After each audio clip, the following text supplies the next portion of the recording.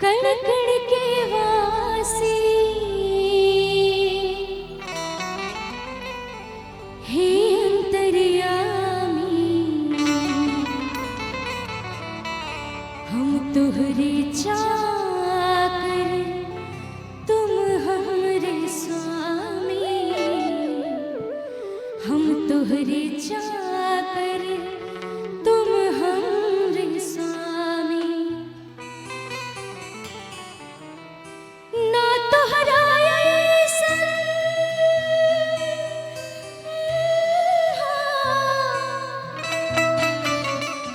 ना तोहरा अइसन केहू भी दानी, ना तोहरा अइसन केहू भी दानी, ना हमरा अइसन भिखारी हो भोलेनाथ, ना हमरा अइसन भिखारी।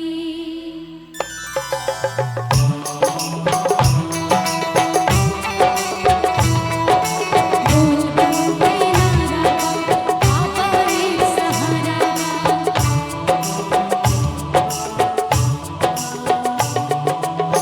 हाथी ना घोड़ा ना कोनो सवारी, हाथी ना घोड़ा ना कोनो सवारी। और इस बार बाबा धाम कौन कौन पैदल जा रहे हैं, एक बार दोनों हाथों को उठा के जरा दिखाएंगे। कौन कौन पैदल जा रहे हैं? आप लोग नहीं जा रहे बम? तो दोनों हाथों को उठाइए और तालियों का साथ देते हुए कहेंगे क्या? पैदल ही आइबो तोर दुआरी ओ भोलेनाथ, पैदल ही आइबो तोर दुआरी। हाथी ना घोड़ा ना कोनो सवारी, हाथी ना घोड़ा ना कोनो सवारी, पैदल ही आइबो तोर दुआरी ओ भोलेनाथ, पैदल ही आइबो तोर दुआरी। बोल बम के नारा, इहे एक सहारा, बोल बम के नारा, इहे एक सहारा।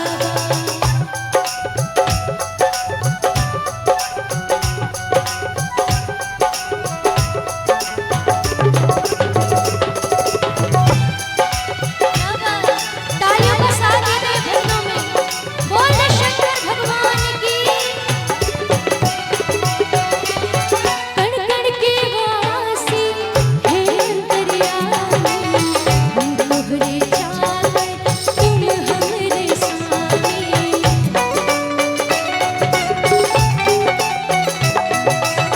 कण कण के वासी हे अंतर्यामी, हम तोहरे चाकर तुम हमरे स्वामी, हम तोहरे चाकर तुम हमरे स्वामी।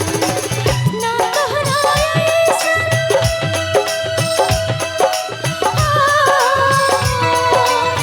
ना तोहरा अइसन केहू भी दानी, ना तोहरा अइसन केहू भी दानी। अच्छा, भोलेनाथ के जैसा कोई दानी है नहीं है ना इस दुनिया में, और हम लोगों जैसा भिखारी नहीं है कोई इस दुनिया में। तो कहना है क्या? ना हमरा अइसन भिखारी ओ भोलेनाथ, ना हमरा अइसन भिखारी। बोल बम के नारा, बाबा एक सहारा, बोल बम के नारा, बाबा एक सहारा।